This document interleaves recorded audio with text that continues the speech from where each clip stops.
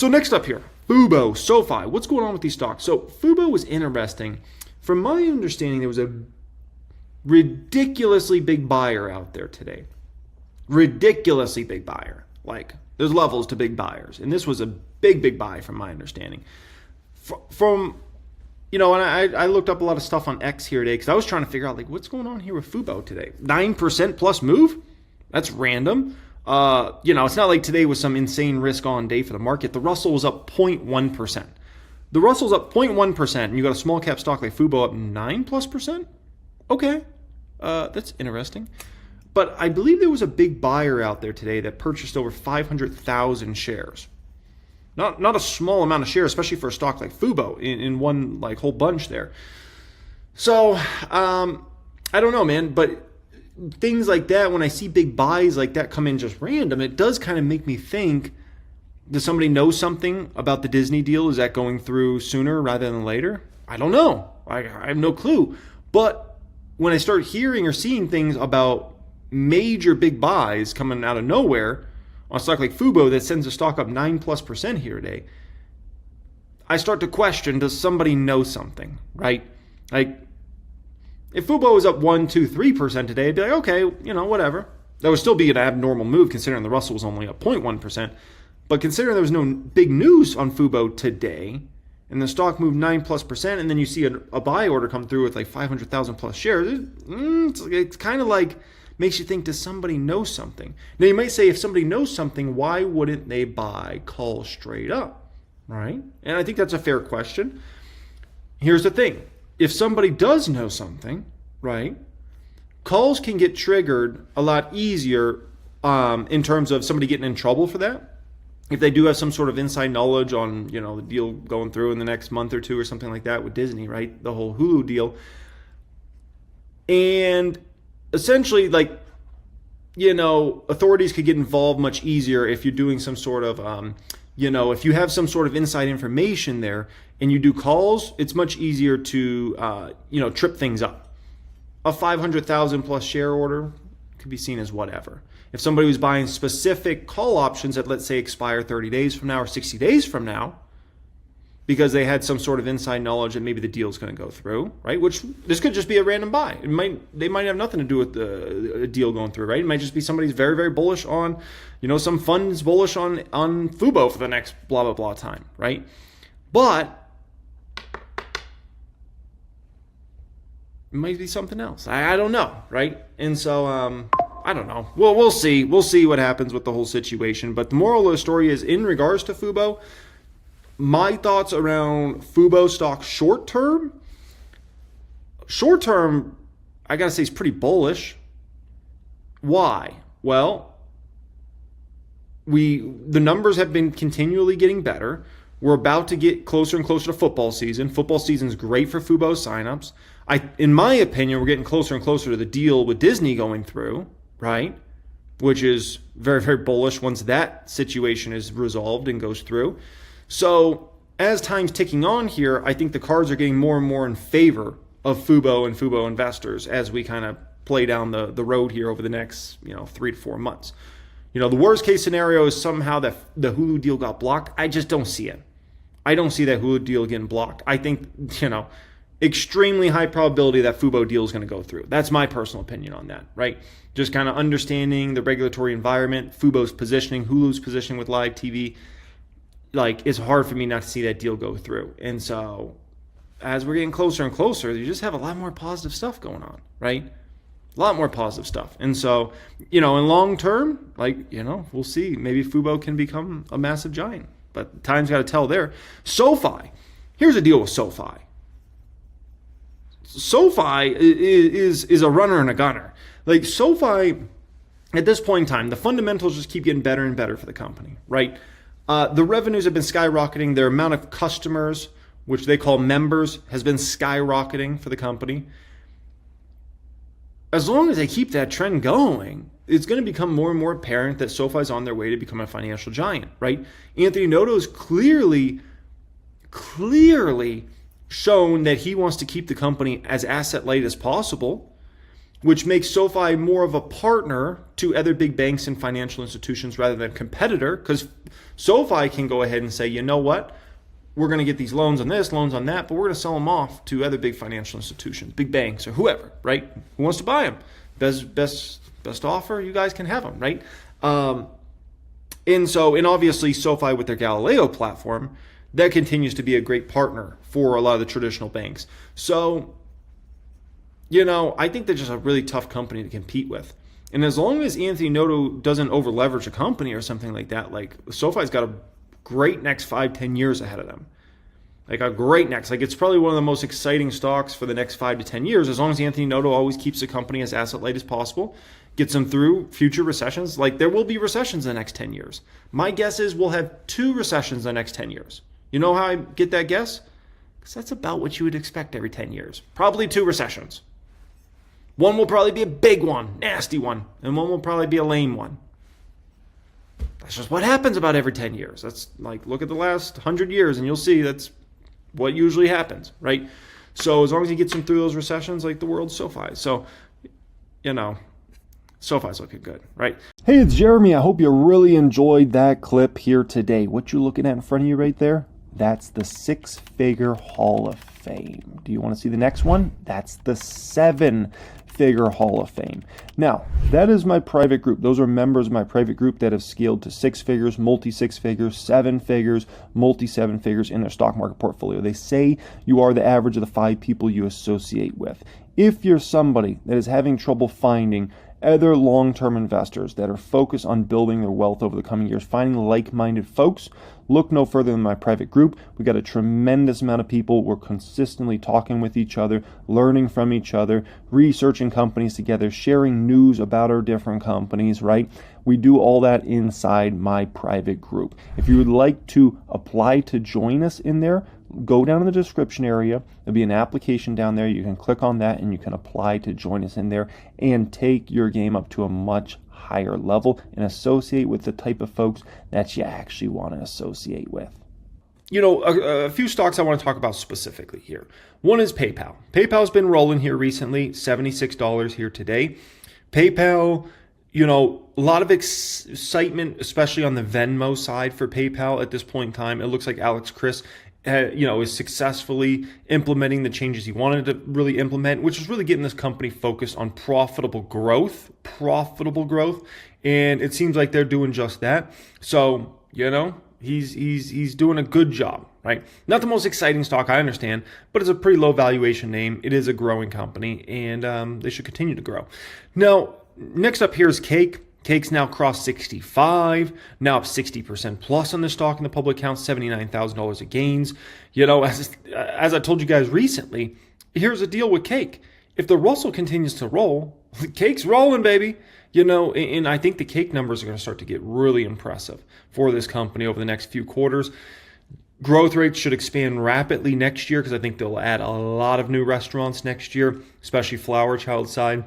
In North Italia as well. So, Cake continues to just be a beast. I wouldn't be surprised if it hits 75, at some point this year.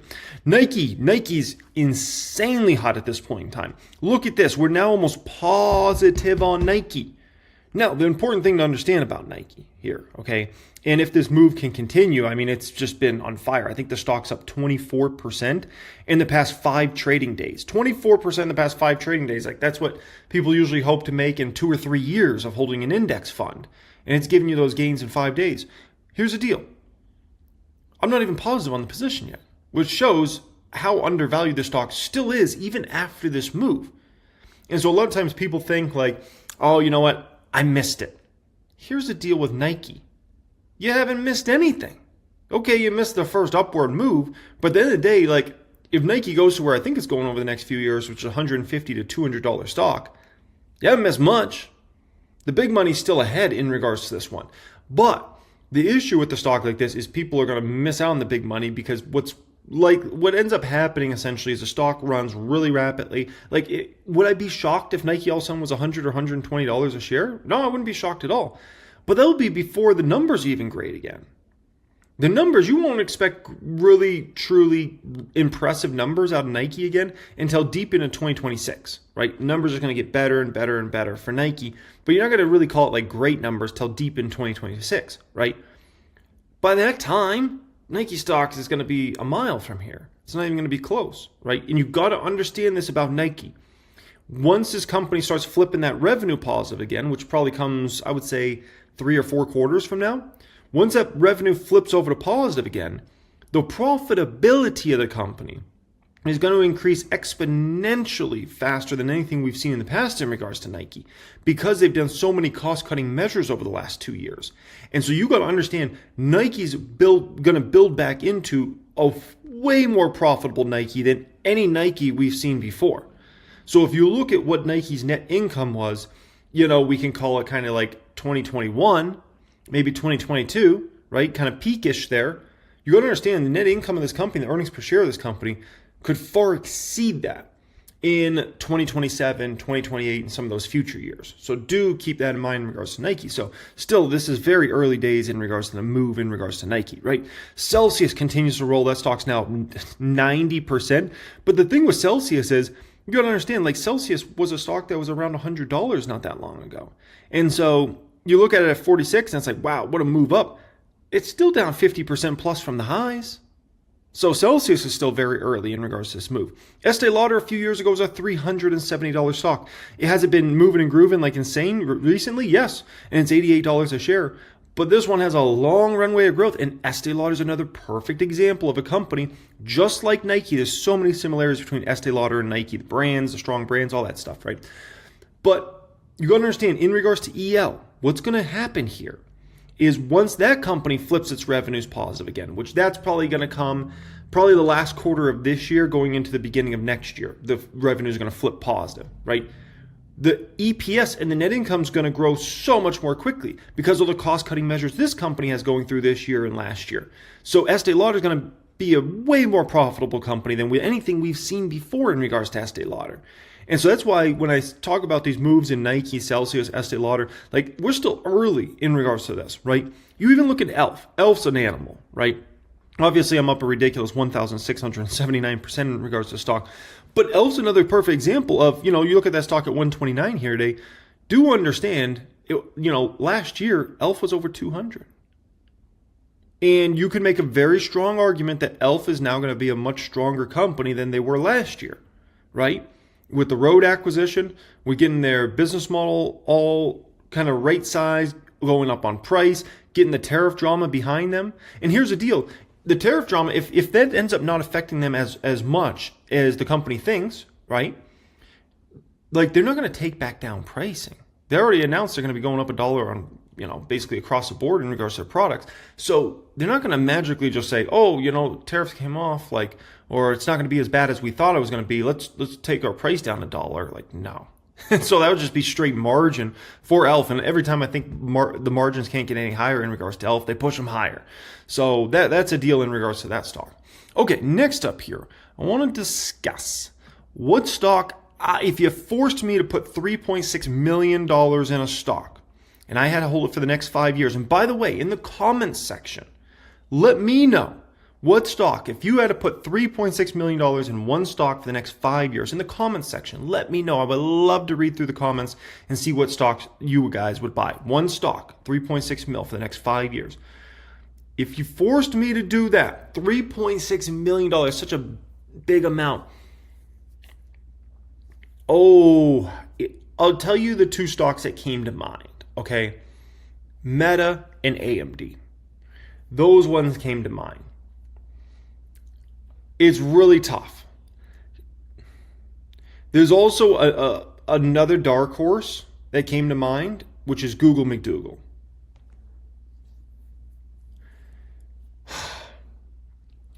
I would probably, and this is really tough because I already have so much money invested in this stock, but if you forced me to put $3.6 million all in one stock for the next 5 years, I'm sorry, but I gotta go Meta. Google's really close, like a really close second. AMD's, I would say, a pretty close third in regards to that. But if it's that big of an amount of money, I'm also not just thinking about how much money am I going to make over the next 5 years. I'm also thinking about what's the risk, right? With Meta, I just don't feel a lot of risk with how big Facebook is and how sticky it is, and Instagram and WhatsApp, and on all the monetization opportunities this company has, and what they're doing in AI, what they're doing in VR and AR. Like, they're just so forward looking. So I'm thinking like Meta's going to be a great money maker, but it also doesn't come with a lot of risk, especially because of the PE ratio. When I think about Google McDougal, I think, okay, it has a little more risk. It might have a little more upside because of valuation so low on Google on a forward P basis, 2-year forward P basis, right? But when it comes to Google McDougal, there is that, what if ChatGPT completely disrupts them, which I still have a lot of doubts about that in regards to our search business. So I think that one's looking pretty good. AMD, I think, has much higher reward potential than Meta and Google over the next 5 years.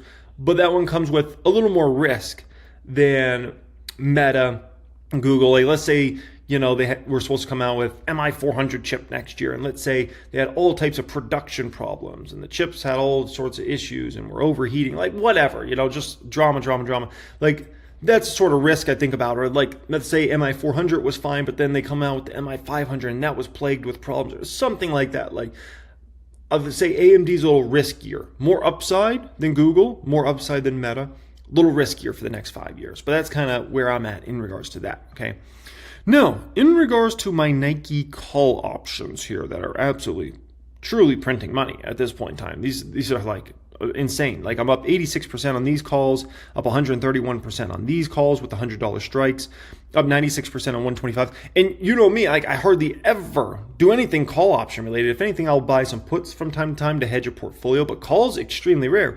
It's just, I looked at Nike a few weeks ago and I'm like, this stock is so ridiculously cheap. Like, I got to buy some 2027 calls on this one. Like, to get me to do that, it has to be ridiculously cheap in regards to stock. And so that's what I did. What are my plans here? I thought about this. I actually spent several hours thinking about this today in regards to these call options. And what I came to is I'm going to hold them for now. I'm going to hold them. My thought is, in regards to Nike, this is still very early on in the move. Remember, I'm still down 1% in the public account. I'm not even positive yet in the public account, right? I'm positive in some other portfolios, but on the public account, which shows how undervalued the stock still is. Now, with that being said, let's say hypothetically, Nike breaks 100 this year. Let's say, it just continues to run. The tariff stuff, not as bad of a situation. The numbers keep coming in better than expected. People get more and more confidence in regards to Nike. Wall Street comes around more and more. And by the end of the year, people are extremely confident in the turnaround plan. The only people that are really confident in the turnaround plan as of right now are like people like myself that are really dug in this one. And there's like a few Wall Streeters, but it's not very many. There's still kind of like question marks out there, right? By the end of the year, you might wipe all that away. And that's a situation in regards to Nike that the stock could run to 100 plus this year. So if hypothetically it runs to 100 plus this year, that's probably the moment I start taking profits on the calls. Now, will I take profits on shares at that particular time? Probably not. I'll probably be happy to hold shares at that point in time. But if we run to 100 plus this year, I think it would be a prudent financial decision for me to then take profits on the call options, right? Because they'll have appreciated such an insane amount if that were to play out. And I don't need to hold them all the way till 2027. I'm more than happy to hold my shares till 2027, the public account and my private portfolios, and I think I have shares in the Patreon portfolio. I'm more than happy to do that. But in terms of call options, I don't need sometimes if you just get a chance to make a lot of money, you just got to take that and say, that's good. And so that's kind of my thoughts in regards to that. It's going to be harder and harder for me to hold it as the public account position goes more green now. That will be the thing. Right now, it's easy for me still to hold these calls because I'm still down 1%. What happens when I'm up 5%, 10%, 15% also in the public account? That's going to make me say, okay, now I'm getting closer to maybe wanting to take profits on these calls at that point in time, right? But 100 plus, if that happens this year, look for me to take profits on those. And which ones will likely appreciate the most if this stock goes to 100 plus this year? The specific batch of those that would appreciate likely the most if the stock goes 100 plus this year, are the 125s. Those ones are still so far out of the money that people are still scared to buy 125s. If all of a sudden the stock's at 102, 105 at some point this year, people will be happy to then buy the 125s because they'll look at that and be like, that's in the bag, man. That's easy peasy, lemon squeezy. Like stock will be 150, 200 by then. I'll gladly pay up for that. And so those ones would appreciate greatly in that sort of situation. So, let's say the stock goes to like 100 plus, I'd probably sell these ones first to 75s. Then I would probably move on the hundreds. And then my last batch I would sell is probably the 125s there. So that's kind of my 2 cents in regards to that. Okay. Alrighty, next up here. Are you guys ready to see the best performing stocks of the past 5 years, 10 years, 15 years, and 20 years? Okay, here we go. So past 5 years, super micro wins with NVIDIA coming in second place there. In the past 10 years, and by the way, that's an incredible 1,600% return, 1,500%. It's important to look at these lists from time to time for 2 core reasons. Reason number 1, and this is very important, extremely important for everybody watching this right now to realize this. You can make unbelievable amounts of money in boring businesses. This is very important. Everybody hears what I just said there. United Rentals, what a boring business. Up 420% the last 5 years. Train Technologies, put me to sleep. 427%. Steel Dynamics, 436%. Texas Pacific Land Corporation, 464%. Royal Caribbean, the cruise line operator, 529%. Arista Networks, put me to sleep, 679%. Axon Enterprises, they make like the tasers for like police officers and like the cameras that go on police officers, things like that. 744% gain in the past 5 years. Like, you don't always need to be in a super micro or an NVIDIA, some crazy technology company that's just insane to make a lot of money in the market. The second thing is very important. This is what I call expansion of the mind, right? When you see this, you realize you could change your life in the stock market over a 5, 10, 15, 20 year span. Like your financial life, if you do this game on a high level, will never be the same. Whatever level you're at today is an absolute joke compared to where your life can be in 10 or 15 years from now if you play this game on a high level. Like it's night and day difference, right? Look at it on a 10-year basis. Look at how much the returns amp up, right? NVIDIA on a 10-year basis up 32,000% versus 1,500%. And AMD is up 5,800% in the past 10 years, right? Broadcom, 2,500% gain. Axon Technologies, remember we looked at it on a 5 year, it's up 744%. Well, that same company on a 10-year is up 2,386%. FICO, could you think of a more boring business? Seriously, could you think of a more boring business in the history of mankind than credit scores? Credit scores, folks. FICO is up 1,916 flip and flapjack in percent in the past 10 years. Come on, man. Come on. Now we look on the past 15 years. Look at some of these gains now. We're talking NVIDIA, 67,000% gain. Axon Technologies, 21,000% gain. Tesla, 19, almost 20,000% gain. Remember that boring old Texas Pacific Land Corporation? 13,000% gain. Run the math on that. Run the math on if you put $5,000 in Texas Pacific Land Corporation 15 years ago. Come on, man. Netflix, 8,500%. The most boring business in the history of mankind, FICO, 8,300%. United Rentals, 8,200%. Domino's Pizza, 4,800% gain in the past 15 years. Past 20 years, NVIDIA, 77,000% gain.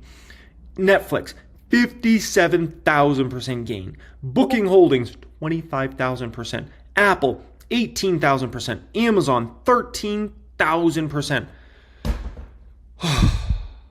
It's unbelievable. Like, it's truly, truly unbelievable. And it really opens up your mind to like what is possible, especially over a 10 and 20 year span. Like one thing's exciting over 5 years, but it's just so much more exciting over 10 and 20 years when you start to see the potential of like, there's a lot of stocks that made, like think about the list of 15 years ago, right? Look at the lowest performer of those 20 was Eli Lilly, another super boring business, by the way.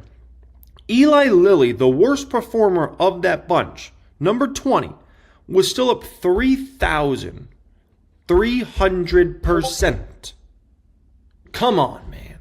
Come on. This is why we play the big boy games. This is why we have 1000xstocks.com. Because we're going after the big money. We don't have time to screw around here. We're trying to make the big money over the next 10, 20 years. And if you're playing this game right, when you're in your 20s, 30s, 40s, woo-wee, that next decade or two is going to look very good for you. I can tell you that much. You're going to be doing a whole lot of things in your life financially that you just never thought possible. And you're like, I can't believe this is my life. I can't believe I'm going to this place. I'm doing this.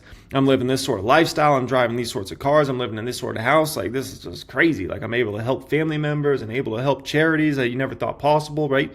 Like, that's one of the best feelings. Like, just, man, I'm doing stuff. Like, I'm helping people and helping myself, helping my own mental, doing all that stuff, right? That you just could not imagine, without this vector of being able to invest into great companies, that these great companies are filled with a lot of great people that run these companies, right? And help them take to the next level. And, you get to prosper, through all of that, right?